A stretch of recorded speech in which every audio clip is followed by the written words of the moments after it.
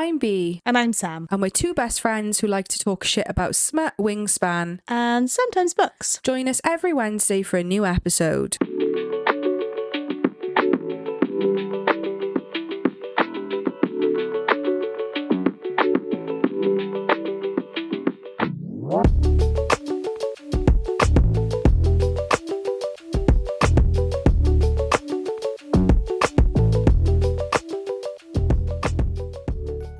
We are live. Yeah, it was going to a you know? Is that what you've bought? That's what you've bought today? Oh my God, I hate you so much. Earlier on, before we started recording, Sam was telling me that she's like, I've got a present, it's really obnoxious. And when it comes, I'm going to make you do something really obnoxious with it. So in my head, I was thinking it's going to be like an on-air sign, you know, like, so that was what I was like thinking. And I've just confirmed accidentally that it's, what are they called? Have they got a name? Like a director's. Like a action. Board, yeah. But I thought we could do a video like lights and turn the lights on, camera and look at the cameras, and then action and do the thing. I told you you'd hate me. Open calls for a new host will be posted in the new year. Yeah, because be sacked for not being fun. Yeah, I'm not fun. We do have a new Patreon subscriber to introduce. Welcome. Thank you for this month. No, why can't I speak? What did you say? I was trying to say thank you. And I was like,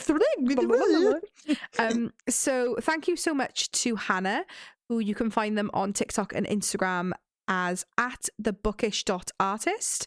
And Hannah uses she, her pronouns. And thank you so much for supporting us on our inner circle. Patreon's like not in. I don't mean this in a braggy way, but like Patreon's kind of like popped off a little bit recently. Yeah, it's doing well. So it's just and there's nothing wrong. Like we never expected Patreon to be like a thing. We just did it because we were like, it's there, and it was just the two of us for a very long time.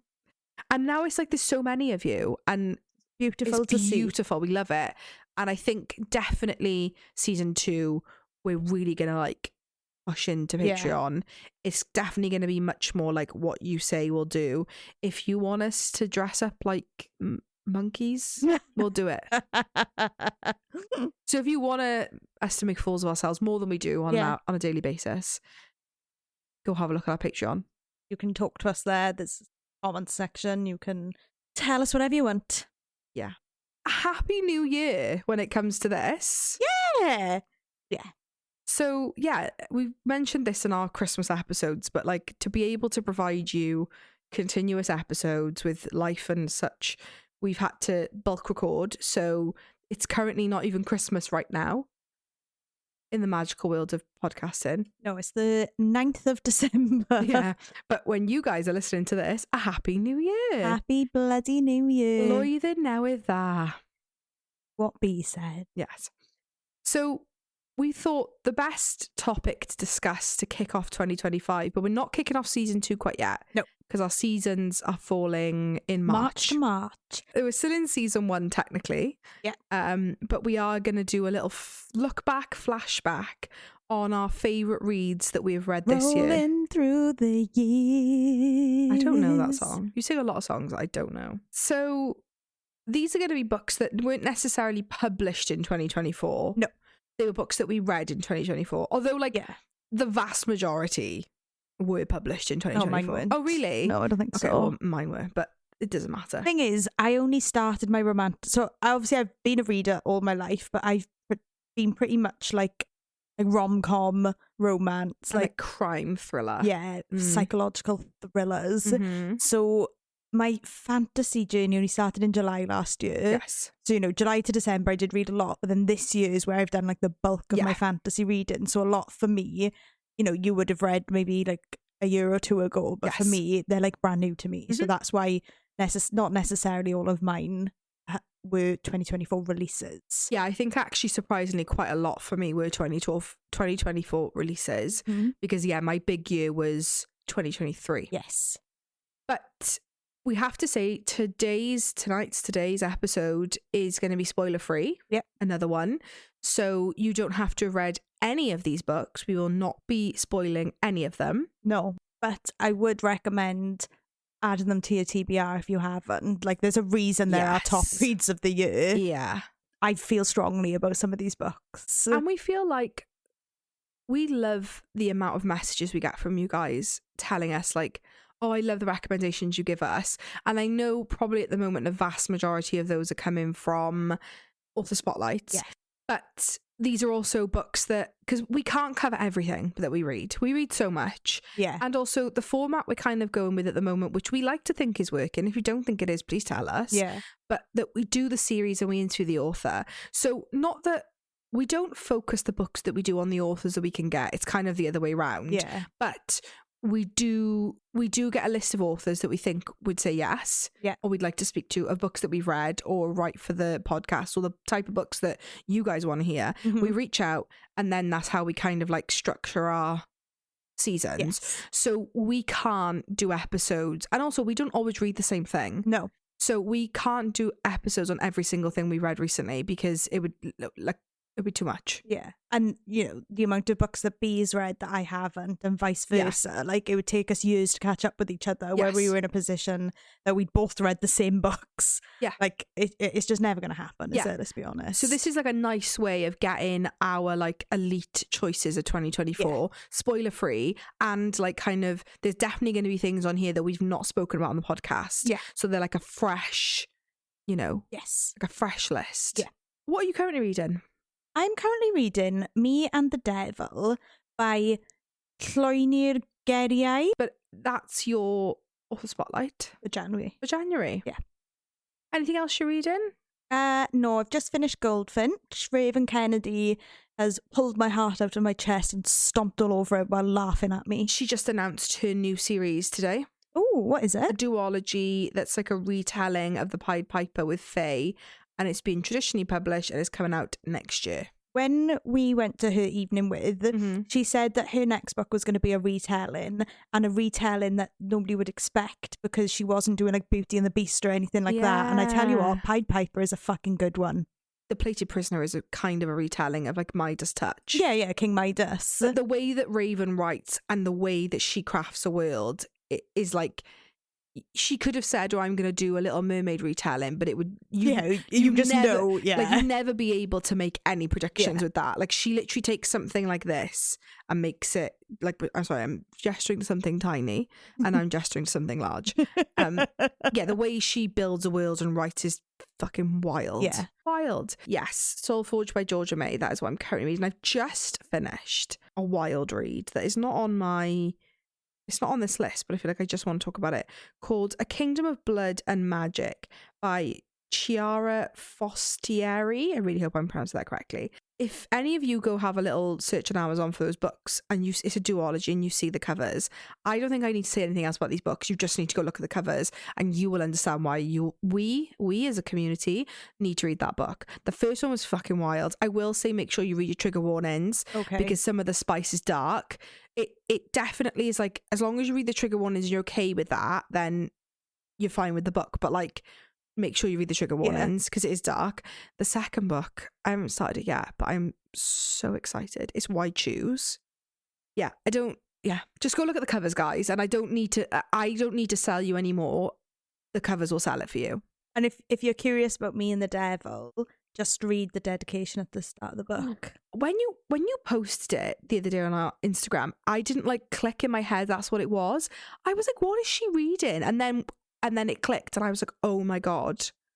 So it's like, I'm not that far into it. I'm about 15% into it, but the vibe I'm getting at the moment is like Grumpy Sunshine. Love it. She's the grump and he's the sunshine. Like, he's really into it and like turns up outside her building with like tea and a muffin, and she's like, "Oh, piss off, you're stalking me." Is this set in modern world? At the moment, she's defected from her coven and her family. Is it set in Wales? She's in London, but she's Welsh. She's from South Wales. She references being from South Wales. Her surname is Llewellyn. I'm obsessed. And her dad's surname is Davis. I love it. Because the magic flows through the women, you tend to take your mum's surname, right, with the witches. Yeah. And her mum's a Llewellyn, so she's a Llewellyn, and they're like renowned. And there's a Wendigo. Mm-hmm. I've never come across kind of like a werewolf. Yeah, I've never, but like they have a human form. I've never come across a Wendigo in any of my fantasy reading. Okay. But the Grumpy Sunshine is with a vampire. Obsessed. I've seen some of the quotes that they've posted on Instagram, and yeah, honestly, obsessed. He's like, at the moment, he's almost like Cinnamon Bunny. Like, he's really sweet. And like, but yeah, he talks about like, he references like, well, you're a witch. I know you can travel through realms. So I think her witch coven are in a different realm. Okay. But she's defected from them. She wants nothing to do with the family. Okay. And then he's sort of like, why did you keep her name then? Yeah. Like, because like she's saying that, and she's working as a lawyer in London. Like, she's like, don't want anything to do with it. So we'll go 7-1. Yes. But I think once we've done our list, we do need to talk about the fact that there's so many other books that like we've read this year. Like, these aren't my only 5 stars of the year. Yeah. I just like, we said 7 because we didn't want this episode to be long. Yes. And now like I've had to really whittle down my list, and it's been hard. Yeah, because when we said we were initially going to do 5, and then you kind of said, "Oh, I've thought about it, and we need more," and I was like, "Fine, 7." And then when I came to do it, I did start looking early, and I was looking at my Goodreads. I don't think I appreciated. It's not so much how much I read this year, but what I read this year. I forget. Oh my god, the quality of the books. Like, I've read, at this point of recording, I've read 66 books this year. And so many of them have been 5-star reads, and not just because I'm a kind reviewer, because they are genuinely such good books that I've read this year. Yeah, I've done 50 something and agreed. Like, I even filtered by stars. So I was like, well, let me get my top ones. Literally almost everything is a 4 to 5 star this year. Like, there's literally been virtually anything that's below a 4 to 5 star. And the same as you. Like, we've just had such a good year. Yeah. So we're gonna do 7, and then we might have to do some honorable mentions. Yeah. Because like there was some on there that I'm so upset that I couldn't include. Yeah. But I had to be honest. So my number 7 is actually not my most recent read, but it's our read before our most recent penultimate read. I don't know if that's the word. We both just read it. We actually, like, what's the word? We buddy read it together, which we don't really do that often. Why are you laughing? It's on my list as well. Yeah, okay. And there's going to be a lot of crossover here. Like, but yeah, it's our buddy read that we just did. We just, again, in the world of podcasting, we've just interviewed LJ Andrews, but it's not coming out till the end of Jan, timeline-wise. But it's The Mist Thief. I'm actually really surprised. So this is not a spoiler, but the Ever King or Ever Queen are not on this list for me, but The Mist Thief is. If you'd have told me that 3 weeks ago, I would have been like, no way. Not that I didn't expect to not like The Mist Thief, but I didn't expect it to absolutely like pack a punch that it did. Do you know what I found? Like, I found this with LJ Andrew and I found this with Daniel Jensen this year. You know, I feel like I had quite a big gap with both of them. Yeah. I feel like I read loads of this stuff at the beginning of the year, and then I've had a really big gap of like, just because there was nothing coming out. Yeah. And then you read these authors and you're like, oh my fucking God, these authors are class. Not that I didn't think that they were good, but when you go a bit of a gap, you just like, you forget. And that's what this Mist Thief was. It's a standalone. What it achieves in a standalone is outstanding. Yeah. Jonas Eriksson, the man that you are and the things that you do to me, I don't have words. I can't say too much more without being a spoiler, but it was fucking outstanding. Not even just Skadi and Jonas. Like, Sander was amazing in this. The parents of Jonas and Sander, amazing in this book. Hergard, can't remember his name, sorry.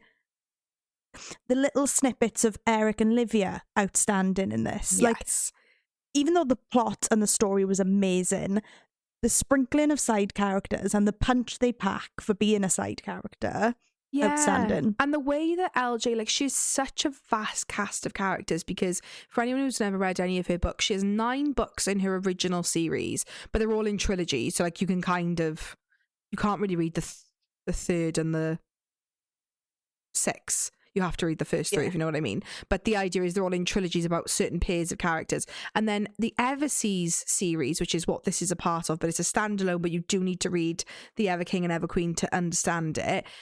Well, actually, no, you kind of don't. You could just pick it up in theory. But they're like second generation. Yeah, they're children, but the way you think, having such a vast cast, and don't get me wrong, I love you, LJ, but sometimes there are people mentioned that I'm like, I feel like I remember you, but I also don't. Yeah. But yeah, the way she makes this entire big family feel so real, and the way it's a combination between chosen family and actual family. The dynamic, like the banter, like, oh, I love it so much. Her writing is impeccable. I cried through Miss Thief. I did cry in Miss Thief, yeah. Nothing is actually that sad in it, but it's the sense of belonging. That's what made me cry in that book. For me, with Miss Thief, it was like, again, in a standalone, how much she was able, and maybe it helped that you had a little bit of setup with Skadi's story before this, but like her journey and like what she went through as an individual, and like how she opened, like, again, not a spoiler, but like how she opens herself up after really bad trauma, like, oh, it was just a delight. Jonas Eriksson was just, he falls first, again, not a spoiler, but like he falls first is one of my favourite tropes. I'm obsessed with it. I love it so when in love with he her. is obsessed with her, and she's a bit like, oh, piss. In the first scene, again, this is not a spoiler, but like in the first scene, he literally says, like, I don't know what it is, every time she speaks, my dick gets hard, and you're like, you're so obsessed with her.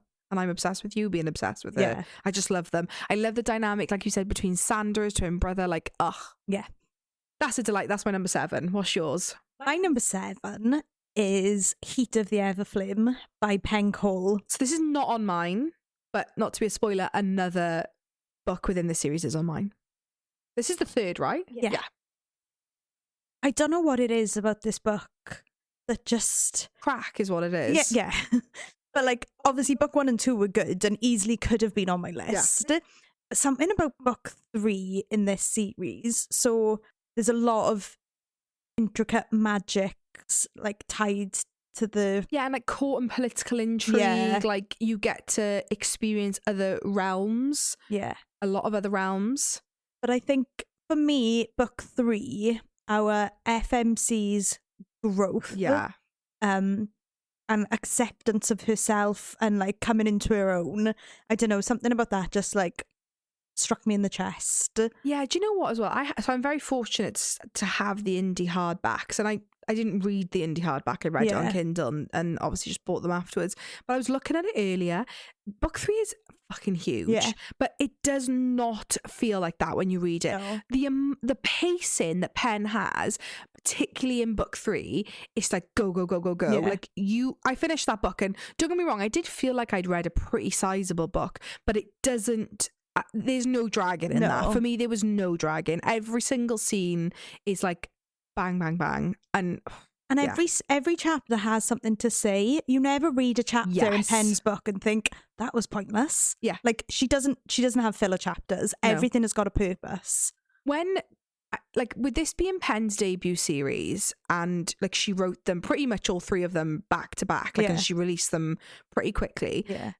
The quality of her writing, not even say her writing, but the quality of her like world building and the thoroughness of every single word put on that page, particularly in book 3, that's how she's able to achieve what she that's how she's able to have such a big book that doesn't feel like a bit of a slog. Yeah.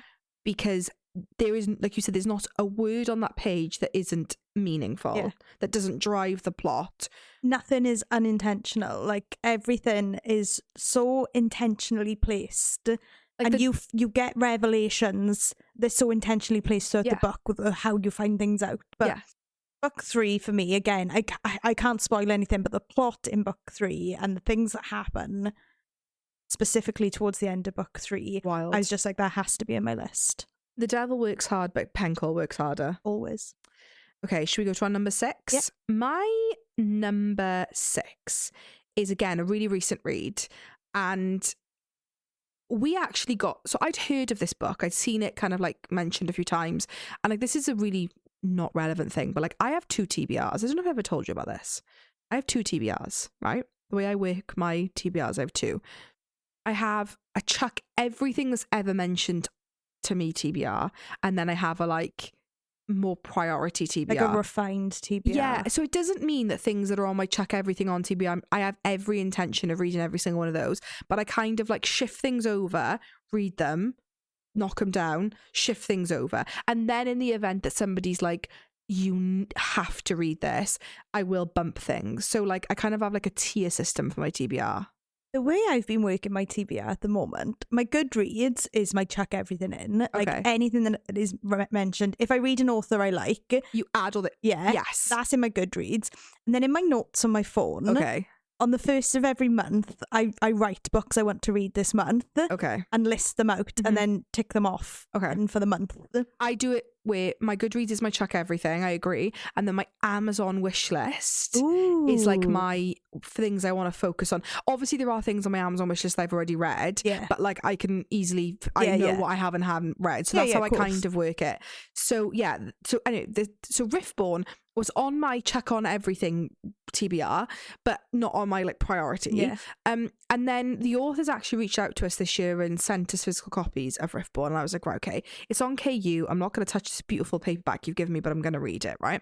Again, for an authors, because this is a collab piece to authors, that it's their debut. You know, obviously I've never read it before. And I actually knew very, very little about this book before I went into it. Not that I knew nothing, but like I didn't know much.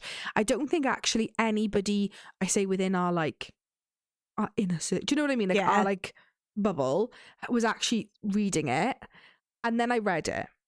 And I was literally, I think I read it in 24 hours, maybe 36, if that. And it absolutely fucking blew me away. It gives me Fourth Wing vibes. Yes. But just not dragons. Yeah. So if you love the setup of Fourth Wing, and not them saying that you don't want dragons, but you just want something to feel like that, but it doesn't have dragons. It's much more like fae and magic focused. Yeah. And honestly, without spoiling, the ending and the cliffhanger, there was some things I did predict. Yeah. But actually what for me was one of the biggest maybes, what's going to happen, I did not see coming. Yeah. I love the like mentor mentee like trope. So the MMC is like the general in the army and she's just like a cadet. It's so fucking hot. Like, and he privately trains her. And he isn't a shadow daddy in the sense of like a Xaden Ryerson. No. But he's so like swoon worthy. Do you know what it gives me, right? This is such a call. You're going to have to fucking clip this because this is me pulling this out of my fucking ass, right? It's like Lucien Van Sarah was the wing leader in Fourth Wing. That's what vibes he gives me, the MMC in Riftborn. He's not a shadow daddy like Xaden. He's not like dark. He's broody, but not like a shadow daddy in that way. Oh, but he's a fucking Riz King. Yes. He gives me such like Lucien vibes. So if you're looking for a Lucien, like talk you into bed. Yes. And he's a ginger. And he's hot. And he's fae. And he's so fucking hot. So all of these things. The MMC is just such a delight. She's so funny. Yeah, it's lovely. It was just like I read, I was like, that was like this is why I love this genre and I love reading this genre and I love reading books and it makes me so happy and feel fulfilled, and that book made me feel so wonderful and happy, and they're wonderful. We talked to them quite a bit and they're so nice, and I just had to put Riftborn on here, guys. It's on KU, like it's the first of the series. I don't know how many books it's gonna be, but give me 20 of them. I'll fucking read every single one. So yeah, that's my number 6. Yeah, I really enjoyed Riftborn as well. Yeah, you did. So my number 6 is Glint by Raven Kennedy. So it's book 2 in the Plated Prisoner series. Obviously I loved book 1. Like, start any series with an OG and you've got me hook, line and sinker. Yeah, that's not a spoiler because it's literally like the first page, the first line. Yeah. But like I don't think we need to sell Plated Prisoner for you, right? No. It sells itself. But if you were ever like, the opening scene is an orgy. Yeah. And the final book will make you sob uncontrollably, so that to look forward to as well. Yeah, and also the spice in that series. Yeah. Well, you texted me this week because we've met Raven in person, and she's like the sweetest person ever. And then you text me like, isn't it wild that like we've met Raven Kennedy? She's literally the sweetest person ever. Quite like quiet, quite like, I wouldn't say reserved, but like kind of a bit of a shy character. Yeah. And then you read her spice and she's just dropping C-bombs left, right, and center, and you're like, wow. I'm like, Raven, who wrote this? Because it wasn't you. Well, no, I love that somebody can be that like. Well, this is a way to get that out as well, isn't it? If you're not confident to like be like that in person, put it in your book. Love it. Unfortunately, I'm confident to be like that in person, in text, in video. Like, you can't turn it off with me, but you don't need to tell me. But sorry, Glint. Again, I can't say too much, but the character development in book 2, the revelations in book 2, the character growth in book 2, the the journey in book 2 like slaps. Yeah, I think with this series that like, and this is no hate towards the first book, but you read the first book and you're like, okay, and then it's like it goes from here to here. Yeah. Like where you start and where you end up is like you've just been on, well, not even a roller coaster, like a rocket ship. But yeah, it's wild. So I agree with you. Yeah, book 2 I feel like is obviously the first step in that like ramp up. Yeah. And where you go from book 1 to book 2 is just fucking wild. Yeah, there's a lot more like backstory in book 2, isn't there, of like where Aaron came from. So yeah, and just a lot more like character development in that book. Yeah, and a lot more, you know, new characters that we end up coming to love, like like Judd and Lou. And you know, we meet them and we end up falling in love with them. But yeah, book 2 of the Plated Prisoner series. Okay. Well, and just the series as a whole, to be fair. I've read the whole series this year and it absolutely slapped. It does slap hard. Number 5. Okay. My number 5 is Glow of the Everflame by Pencil. Okay. So for me, I love all 3 of these books. Yeah. I would say my enjoyment order goes, the second one is my number 1, then the third one, then the first one. And we said this in our most anticipated reads, I think. Yeah. For 2025. Yeah. I love book 1, but the jump from book 1 to book 2, and like you said, book 3 is like the plot. Book 1 is like the setup. Book 2 for me, you get a good amount of plot, but nothing compared to book 3. Like book 3 is really where it ramps up. So book 2 maybe for some people might have felt a bit like not really much happens, but the character development for me, I love a twisty plot. I'm not saying that I don't, but I'm much more a character person than I am a plot person, and the character development you get in book 2 is wild. The kind of found family that DM, the main character, finds when she transitions to her, I can't say too much without spoiling, but like the found family she finds through Luther is just a delight. Like some of those characters are incredible. And I think because there's a lot of plot that happens, because it's not like book 3 where it's like we got to keep going. You kind of do have those like slightly fluffier scenes, but they're so enjoyable. This series is an absolute knockout series. Like if you haven't read it, go read it.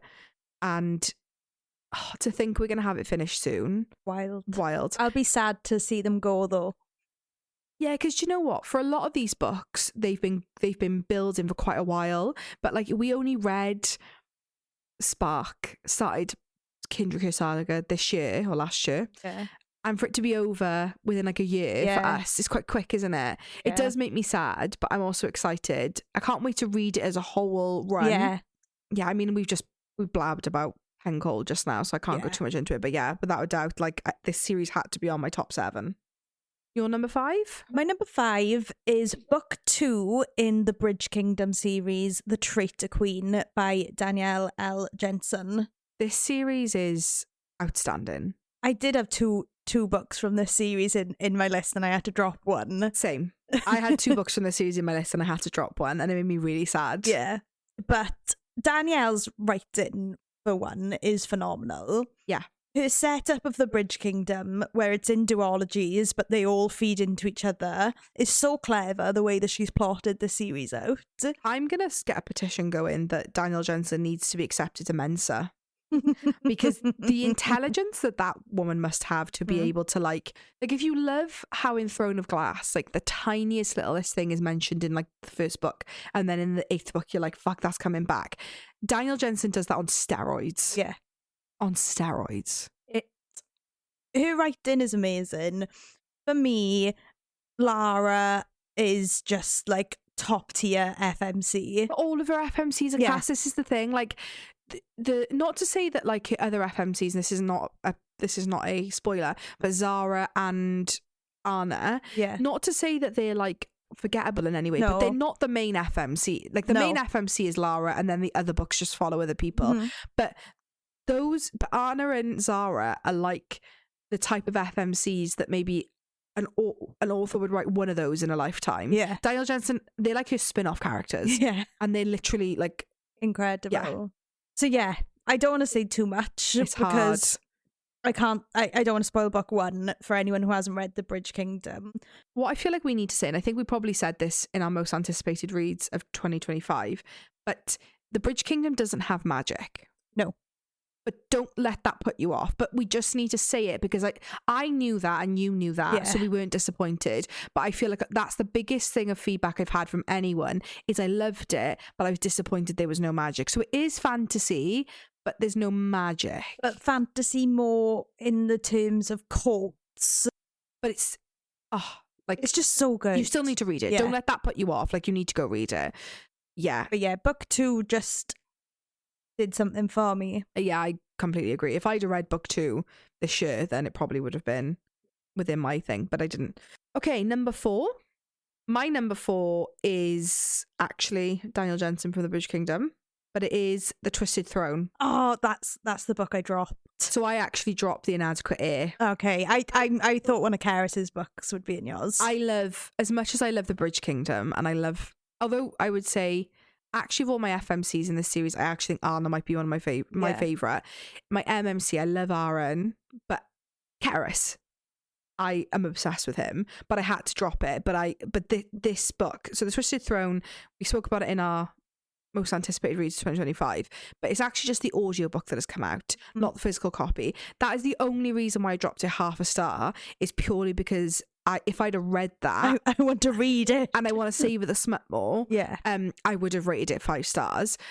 But yeah, oh my gosh, this book, like, again, because I hadn't read anything Daniel Jensen in a really long time, and probably the last Daniel Jensen book I'd read was A Fate Inked in Blood, which she's probably more commonly known for that. Yeah. Generally, we knew her. We knew The Bridge Kingdom for The Fate Inked in Blood, but most people are the other way around.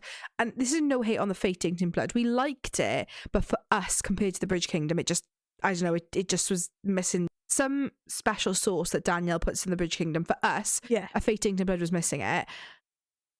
But because I think the last time I read Daniel Jensen was A Fate Inked in Blood, and it was a little like, when I then listened to The Twisted Throne, Jesus Christ, did it knock my fucking socks off. And I know you loved it as well. Yeah, it was on my list, and I was like, okay, one of them needs to go. Yeah. And for me, unfortunately, it was the Twisted Throne, just because I'm so in love with her.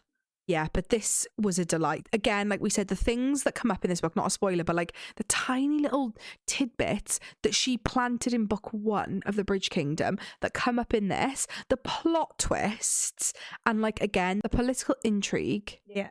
Oh, stunning. I could just talk. And also, do you know another reason? Her fucking US covers. Another reason, like Daniel Jensen, like, I know she didn't physically make them, but like, we'll just give her the credit.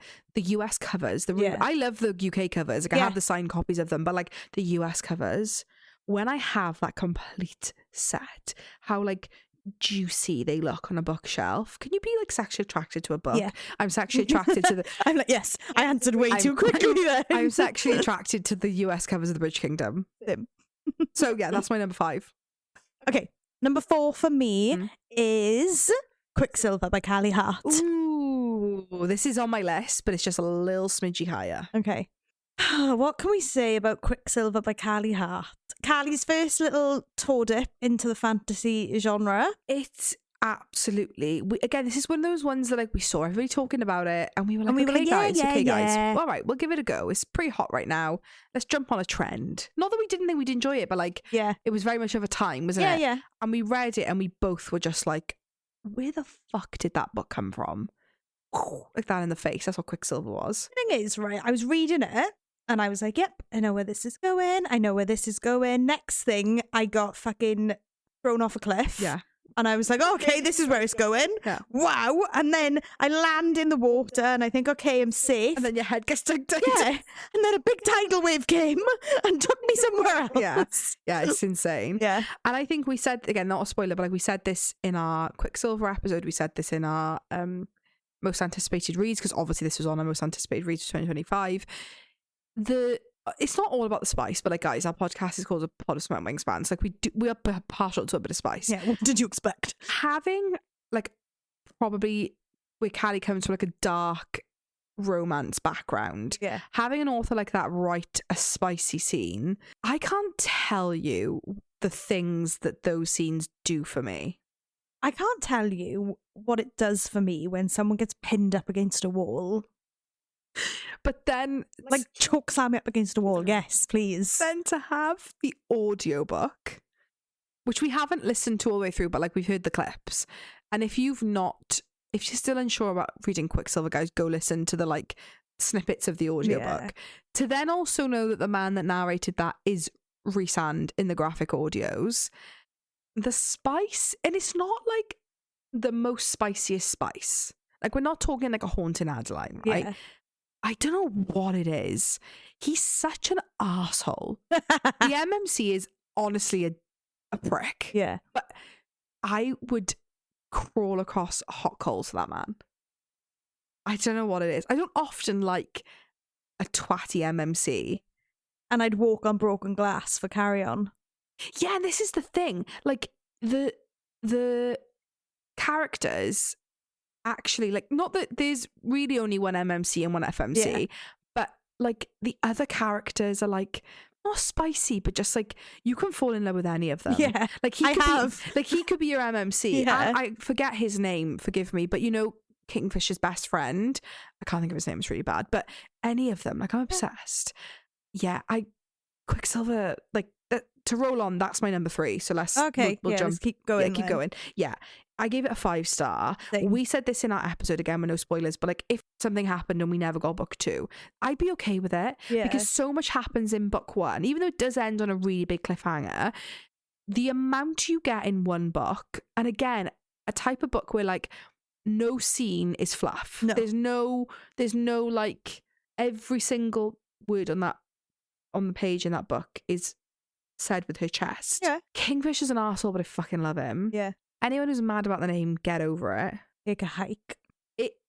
I will say the one feedback I've had from people that have said that are like, oh, I don't know with it, are people who are quite new to the genre. And I'm not saying like you need to read 10 books before you can read Quicksilver. Like obviously you don't. Yeah. But it's very intense. And it's very Fae.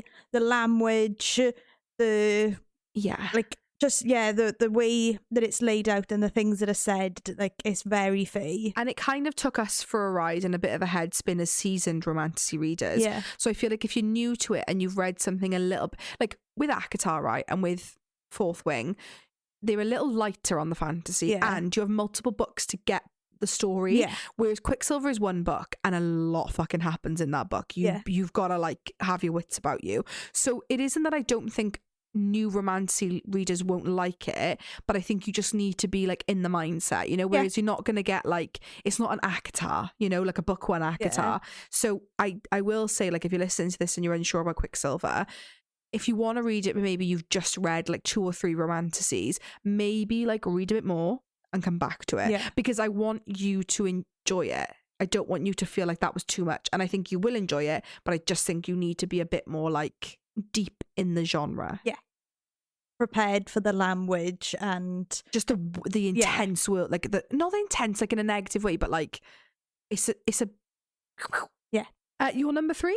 My number 3 is Mother of Death and Dawn by Carissa Broadbent. I did not. This is the thing. Can you believe that I read that this year? This is the thing. Like, I forget that you only read that this year, because to me it's been so long since I read those books. Is that the second or the third? Third. Tisana, Daughter of No Worlds. We just call it the Daughter of No Worlds series because like I feel like War of Lost Hearts. I don't remember. No, I don't remember it. No tea, but like I don't. Is honestly criminally underrated. So criminally underrated, because Carissa's better known for Serpent, and that's her, which is great. Yeah. But War of the Lost Hearts series is a completed trilogy. Max Fallione, the MMC, is in my top 5 all MMCs ever. He's incredible. I'm obsessed with him. Oh, I've got no words. Honestly, what can I say? Like, this series is fucking wild. Grumpy Sunshine, tutor student, like I Stop can't, it! and that's just book 1. Yeah. Like, I can't even, there's so many plot twists in this. Honestly, the plot twist that you get, I think it's in book 2, you get the big plot twist. Honestly, right, I'm going to come out and say it. Of all the books I've ever read, that is the biggest plot twist I think I've ever read. The foresight that she had, and what it when the plot twist gets described or explained, sorry, that's the word. There is nobody on this earth. How many people are on the earth? How many millions, billions of people? Millions. I don't know. Billions. Billions. Lots of us. There is nobody, I can tell you now, I'll put money on it, predicted that. And without spoiling the series, you've got to be a phenomenal writer to write something that makes you feel such hate and then get given a backstory on that same thing and make you have the most empathy in the world. You have to be a good writer to be able to do that to me. Yeah. I hated some characters in this series more than I hate Tamlin. Yeah. But then by the end, I was crying in empathy to that character. And you get that in 3 books. Yeah. 2 books, really, because the person we're referencing only comes to it in the 2nd book. Yeah, I don't know what to say, because there's not many books that when you talk about a series give me goosebumps, literal goosebumps. There's very little, like Tog. This is one of them. This is very few series that I only need to look at the cover, hear it mentioned, and I start to get emotional and I get goosebumps, because that's how phenomenal this book series is. If you haven't read it, which I feel like a lot of people haven't, it's really underrated. They're all on KU. Go read them immediately. You need to. Like, you owe yourself the joy and the enjoyment of reading this series. No, I totally agree. That was your number 3? Yeah. Okay, my number 2, I feel like this comes as no surprise, is the 2nd book in the Sacred Stone series, A Promise of Peridot by Kate Golden. We are obsessed with this trilogy. It finished this year. We got book 2 and book 3 in 1 year. Yeah. So we got book 2 in like April time, I think it was. And like, I was looking forward to book 2, right? But I wasn't like gasping. Yeah, we weren't like chomping at the bit, were we? No, we'd done book 1. We really enjoyed A Dawn of Onyx, but it kind of like, it's fun. It's a good, fun, wholesome read. And then we read book 2. And again, this is prime example of, in terms of plot, not that much happens. An amount happens, but not loads. Like book 3 definitely is way more plot heavy. There's a lot of like fluff, but I don't mean that in a negative way in this book. But the character development in this book, and when I tell you, the shadow daddy of almost all shadow daddies is so shadow daddy in this book. I love an enemies to lovers to enemies to lovers. So you get enemies to lovers in the 1st book, and then they go back to being enemies to lovers in the 2nd book. The enemies to lovers process in the 2nd book had me, like, you know those books where you're awake at 3 a.m. and you get that quote and you're screaming but you can't, and you're literally like, this is fucking wild. This book does that for me. Or we get shower wanks. We get strip poker. Touch her and die. Like pirates. And like, there's some really intense scenes, particularly between like the 4 main characters, where there's a lot of like back and forth and arguing, and I just love it. Yeah. If you want a man, well, this makes sense because Kate Golden is a huge Hosier fan. If you want a man that physically embodies the yearning of a Hosier song, King Ravenwood is that man. I don't know if when I did my top 5 MMCs the other day on our like Q&A, if I put King Ravenwood in there. I can't remember if I did, but he's in my top 5 MMCs. He's wonderful. That series is wonderful. And I feel like I'm like missing my friends now that it's done.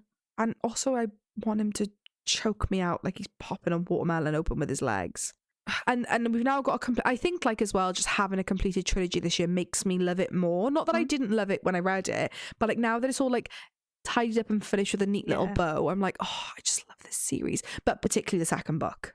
Yeah, it was on my list and you made me cut my list down. Okay, sorry. So Kate Golden's an honourable mention at this point. Because number 2 for me, we've already discussed, it was Miss Theif. Wow. By LJ Andrews. I forgot that you said it was on your list, but then I didn't realise you had mentioned it. That's high as fuck for a book that we've only like just read. Yeah, because it was that good.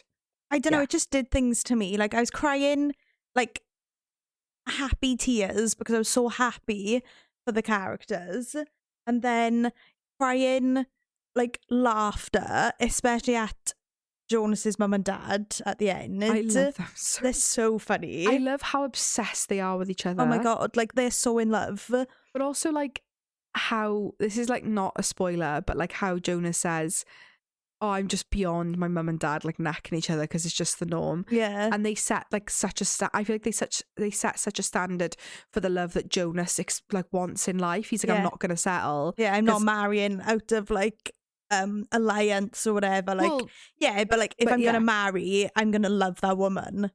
I think not so much marry. I think for Jonas, if he's gonna love, he's gonna love like his parents do. Yeah. Oh yeah, just that whole book was just so stunning. It is. And yeah, you know, like the tears that overtook me during that book. Yeah, number 2 for me. Stunning book. Okay, we'll do number 1 together because we know what it's gonna be. We've said this like multiple times now. Like we knew what number 1 was gonna be. Metal Slinger. Yeah, I mean, if again, beginning of December, our Metal Slinger episodes came out. This was recommended. It was kind of one of those books that was a bit like on the up, like it was Quicksilver, and we were like, oh, well, it's one of our author spotlights, so we were gonna read it anyway. But then, like Rachel submitted it to author spotlight, then you read it before me. And what's so funny to look back on is you actually hadn't finished it when we did the author spotlight. I know. You were like 90% of the way through. I know. And not that I'm saying it's not the be all and end all of this book, because this book has got so many merits to it, but probably its biggest selling point is the plot twist at the end. Yeah. And what's so funny is that you hadn't even read that when we did that episode, which is wild. It's mental. I was still ranting and raving about it then, and I hadn't. Oh yeah, like, and we hadn't even had the plot twist. Yeah, I can't. So again, we can't. This book is probably the hardest one to talk about. But yeah. What do you say about Metal Slinger? Yeah, it's really hard for us to sell it to you because it's really different. This is definitely more of a plot-driven book. Yeah, and this book's sort of like main goal is that the plot absolutely knocks you out of the park. Delivers. Like. There is nobody, I don't believe there's anybody who reads it and can predict what's going to happen in the end. I don't believe it. Oh, it's just a fucking delight. It was the quickest I've given a book 5 stars. I'd given it 5 stars before I even finished it. Like I didn't, it was wild. It was stunning. I will say that I know in my placement, I gave Promise of Paradise higher than Quicksilver, but I will say for me, Quicksilver and Metal Slinger are very much like neck and neck. Like if you loved the plot twists of Quicksilver, you need to go read Metal Slinger. Like I did a little video on our TikTok, but it was like if you've just finished either Bridge Kingdom, Quicksilver, or Kindred Saga, go read Metal Slinger. Yeah. Everyone needs to go read Metal Slinger. End of. Everyone. Even people who are not fantasy readers, because I feel like actually what is slightly different from Quicksilver is that the world building is not very intense. It's very light in a good way. Yeah. It's fantasy, but it's not like, not the Quicksilver's too much, but like it's not intense fantasy. Like we said this in our most anticipated reads, but I think the book I'm most excited for next year is second book in the Metal Slinger series. It's going to be wild. It's so difficult to talk about this book. Yeah. If it's one of the ones that you're like, oh, I've not read that, but I've heard about it, we do have an author spotlight on this. We actually have a spoiler-free episode that tries to sell you to our best abilities without giving anything away. Because like I said, of everything on this list, Metal Slinger is the hardest one to talk about. But it absolutely blew us away. Incredible. I probably in my lifetime of reading think there would be very few books that blow me away like Metal Slinger does.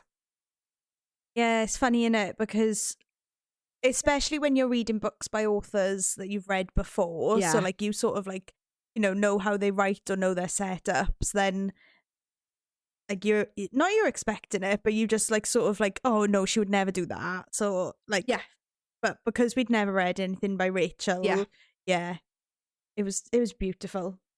Okay, honourable mentions. Quick fire. Shall I do mine, you do yours? Yeah. Okay.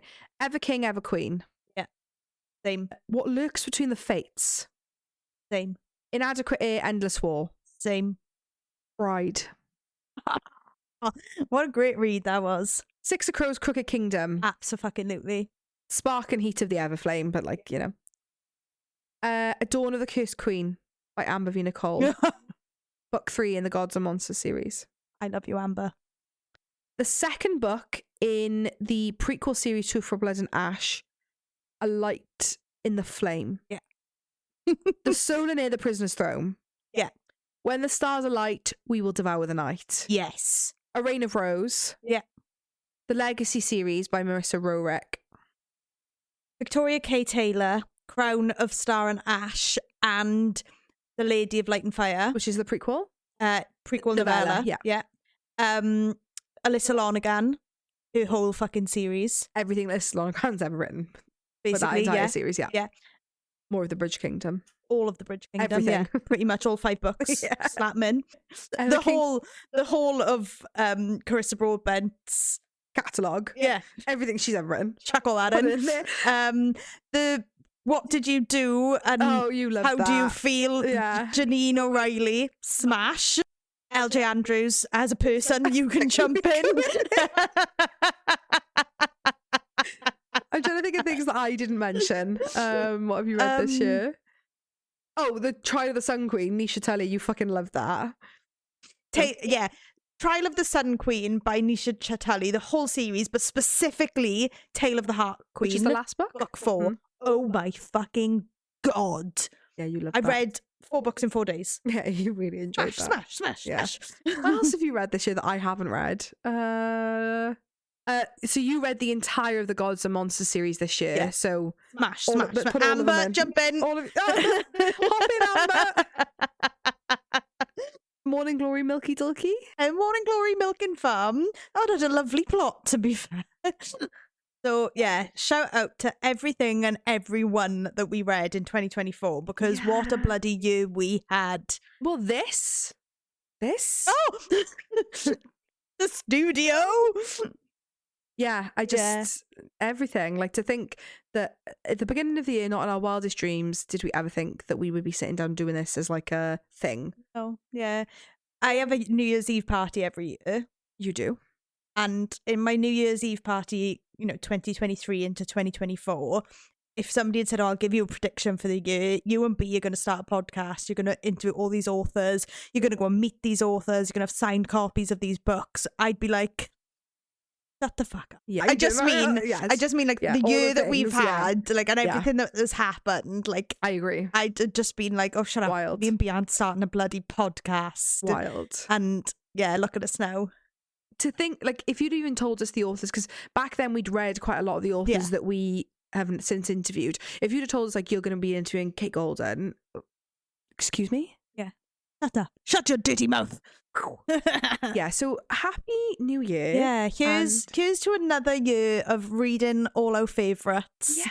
And I can't wait to sit down in another year's time and talk about our best reads. And thank you to you, but like to you guys for listening. Yeah, I know this is cheesy, but like... Oh yeah, but there'd be no podcast if we didn't have listeners. No, and it's wild to think like that just people want to listen to us absolute knobheads talk about books, but you like it. Yeah. You're there. Somewhere. Right. Anything else? Because that was a bloody big one. No. That's what she said. Lovely. Thanks so much for listening. Follow us on TikTok and Instagram @apod of Smut and Wingspan. See you next week. Bye.